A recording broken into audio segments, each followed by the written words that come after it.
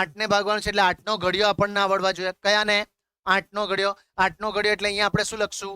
અહીંયા લખશું આપણે 8 અને બીજી લખી નાખશું પાછો 8. દરેક સંખ્યામાં 8 ઉમેરતા જશું. બરાબર, તો આપણો ઘડિયો રેડી થઈ જશે. ચાલો, 8 દુ 16, 24, 32, 40, 48, 56, 64, 72 અને 80. આ આપણો ઘડિયો રેડી થઈ ગયો. બરાબર છે, આ આપણો ઘડિયો બનાવી નાખ્યો.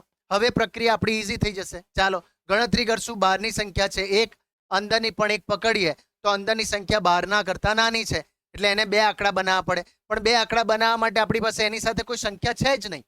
સંખ્યા નહીં હોય તો આપણે શું કરવાનું? પોઈન્ટ આપી દેવાનો. શું આપી દેવાનો? પોઈન્ટ. આપણે પોઈન્ટ આપશું ને તો આપણી પાસે પાવર આવશે. ઉપર આપણે પોઈન્ટ આપશું તો આપણી પાસે પાવર આવ્યો. શાનો પાવર? હવે આપણી પાસે પાવર આવી ગયો 1 0 આપવાનો.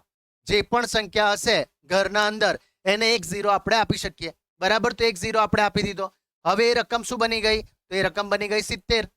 બરાબર છે, ચાલો 70 બની ગઈ. તો હવે આપણે જોઈએ તો 70 ને નજીકની સંખ્યા છે 72, પણ 72 નહીં લેશું. 72 એના કરતા મોટી સંખ્યા એ નહીં લેવાય. એના કરતા નાની સંખ્યા છે 64. તો કોનો આપણે ગુણાકાર કર્યો? 8 ની સાથે ગુણાકાર કરતા એનો જવાબ આવ્યો 64. હવે અહીંયા ધ્યાન આપજો. 8 જે છે એ પોઈન્ટના ક્યાં લખવાનું? પછી લખવાનું છે. આગળ લખશો તો ખોટું પડશે. એટલે સિમ્પલ યાદ રાખો, પોઈન્ટ આપવા પહેલા આગળ કોઈ નહીં હોય તો આગળ આપી દેવાનું 0 આપી દેવાનું. શું આપી દેવાનું? 0. બરાબર, આ યાદ રાખવાનું છે. ચાલો, તો 8 × 64 થશે. ચાલો સેમ પ્રક્રિયા. 64 70 માંથી 64 જશે, કેટલા રહેશે? તો રહેશે 6. બરાબર છે, ચાલો આ જ પ્રક્રિયા આગળ વધાવીએ. બરાબર, હવે 6 રહ્યા. પાછી સંખ્યા 1 છે, આપેલી સંખ્યા કરતા નાની સંખ્યા છે. પાછો આપણી પાસે પાવર છે એનો યુઝ કરશું. શું આપશું? 1 0 આપી દો એટલે શું રકમ બની ગઈ? 60. 60 ને આપણે પાછા આમાં ઘડિયામાં જોશું. 60 ના નજીકની સંખ્યા ગઈ તો હવે આપણે લેશું 56. બરાબર, 56 ક્યારે લખાય? 56 લખાશે 7 ની સાથેનો ગુણાકાર એટલે અહીંયા લખશું 7.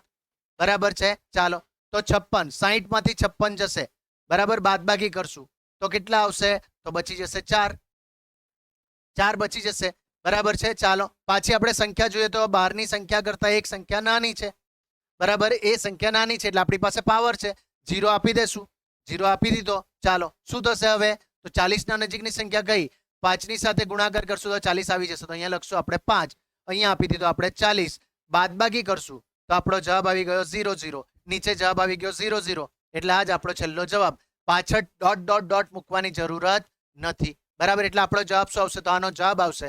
બરાબર, શું લખશું? 0.875. આ થશે આપણો આ પ્રશ્નનો જવાબ.